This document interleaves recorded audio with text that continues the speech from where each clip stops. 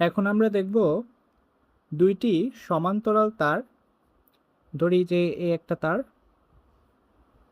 এটা, অর্থাৎ তার ঠিক পাশে আরেকটা তার রাখা হলো এবং দুইটা তারে একই মানের কারেন্ট বা ভিন্ন মানের কারেন্টও ধরা যায়। ধরলাম যে ভিন্ন মানের কারেন্ট আমরা দিচ্ছি, এটাতে I1 এটাতে I2। তো আমরা জানি যে দুইটা তারে যদি একই দিকে কারেন্ট ফ্লো করে, তার দুইটা পরস্পরকে আকর্ষণ করে। অর্থাৎ এই 1 নাম্বার তার 2 নাম্বার তারকে তার নিজের দিকে টেনে ফেলে, আবার 2 নাম্বার তার 1 নাম্বার তারকে তার নিজের দিকে অ্যাট্রাকশন করে, আকর্ষণ করে।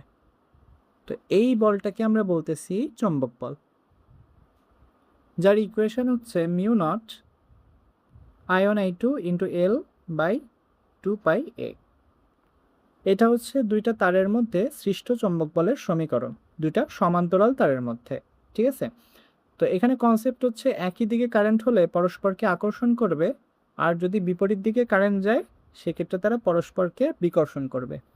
এখন আমাদের কোশ্চেন হচ্ছে এখানে চৌম্বক বল কিভাবে আসলো, প্লাস সেই বলের ইকুয়েশন এটাই কেন হলো, মানে অন্য কিছু কেন হলো না, বা এটা ডেরিভেশনটা আসলে কি, এই ইকুয়েশন কিভাবে আসলো। চলো আমরা একটু দেখি। আচ্ছা, তো আমি প্রথমে 1 নাম্বার তার নিয়ে কাজ করি। আমি ধরলাম যে এটা আমার 1 নাম্বার তার। তাহলে এই তারে কারেন্ট যাচ্ছিল কতটুকু, I1 পরিমাণ। ঠিক আছে, এখন তুমি কিন্তু জানো যে ওয়েরস্টেটের কথা, current carrying wire behave like a magnet. অর্থাৎ কোনো তারের মধ্য দিয়ে যদি কারেন্ট ফ্লো করে তো সেটা একটা চৌম্বকের মতো আচরণ দেখায়, মানে সে আশেপাশে চৌম্বক ক্ষেত্র সৃষ্টি করে।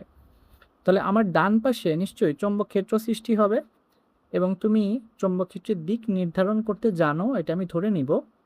তো আমরা সেক্ষেত্রে বলতে পারবো যে এই পাশে ডান পাশে যে চৌম্বক ক্ষেত্র সৃষ্টি হবে সেটা কিন্তু নিচের দিকে। আশা করি এটা সবাই জানো, কারণ যারা চৌম্বকের চ্যাপ্টার শুরু করছো এটা জানার কথা যে আমার ডান সাইডে চৌম্বক ক্ষেত্র হয় নিচে আর বাম সাইডে হয় উপরে। আচ্ছা ঠিক আছে, তাহলে এইখানে সৃষ্টি হলো চৌম্বক ক্ষেত্র কোন তারের জন্য, 1 নং তারের জন্য। তাই আমি লিখতেছি এটা B1। ঠিক আছে, এবং এই চৌম্বক ক্ষেত্রের মান নির্ণয়ের সূত্রও কিন্তু আমরা জানি, বায়ট-স্যাভার্টের সূত্র থেকে আসে, mu not I by 2πa। ঠিক আছে, আচ্ছা আচ্ছা, এ বলতে আমি যেই বিন্দুতে চৌম্বক ক্ষেত্র বের করতে চাই, ধরো সেই বিন্দুটা এখানে। তো 1 নং তার থেকে সেই বিন্দুর লম্ব ডিস্টেন্স এটা হচ্ছে a। ঠিক আছে, এইবার তুমি একটু ভালো করে দেখো তো, 2 নাম্বার তার সে কি এখানে রাখা না, এই যে এখানেই না রাখা 2 নাম্বার তার, এবং তার মধ্যে কারেন্ট ফ্লো করতেছে I2 পরিমাণ। আচ্ছা, তো আমরা কিন্তু এই কনসেপ্টও জানি যে একটা পরিবাহী তার, দেখি আমি একটু আলাদা করে দেখাই, একটা পরিবাহী তার মানে যেই তারের মধ্যে আগে থেকেই কারেন্ট যাচ্ছে, এরকম একটা তারকে যদি আমরা চৌম্বক ক্ষেত্রের মধ্যে রাখি, সেই ক্ষেত্রে এই তার একটা ফোর্স এক্সপিরিয়েন্স করে, এই ফোর্সটাকে আমরা বলি ম্যাগনেটিক ফোর্স, এবং এই ফোর্সের ভ্যালু হচ্ছে ILB সাইন থেটা।